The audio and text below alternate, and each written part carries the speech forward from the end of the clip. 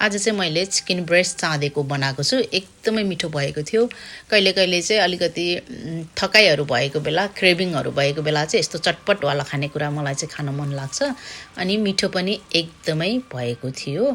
बनाउन पनि सजिलो छ। फर्स्टमा चाहिँ मैले चिकन ब्रेस्टलाई यसरी स्लाइस काटेर यो माथि धनिया हैन, बेसार अनि नुन अनि अदुवा र लसुनको पाउडर राखेको छु अनि चिल्ली फ्लेक्स राखेर यसरी मोलेर राख्छु केही टाइमसम्म।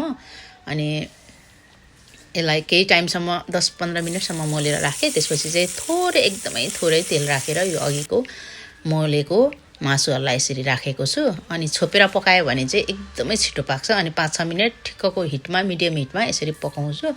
अनि एकैछिनमा 5-6 मिनेटपछि यो पाकी पनि सकेको छ। छोप्यो भने चाहिँ एकदमै फास्ट हुन्छ। तेल पनि थोरै लायो भने पनि हुन्छ। यो रेडी भइसकेको छ।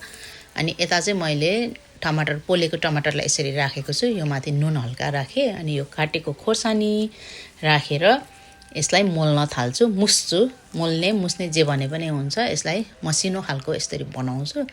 अनि यो माथि चाहिँ मैले अदुवा र लसुनलाई पनि काटेको छु। अनि प्याजलाई पनि अनि अघिको फ्राई गरेको मासुलाई यो माथि यसरी राखेको छु। सबैलाई राख्ने।